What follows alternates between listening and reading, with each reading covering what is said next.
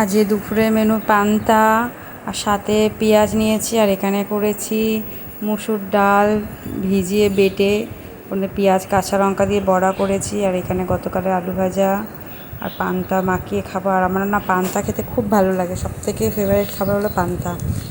তো কাঁচা লঙ্কা দিয়ে মাখিয়ে নিয়েছি, ভালো করে মাখাচ্ছি। আর ঝাল না, লঙ্কাগুলো খুব ঝাল, 3টে লঙ্কা মাখাতেই প্রচুর ঝাল হয়ে গেছে।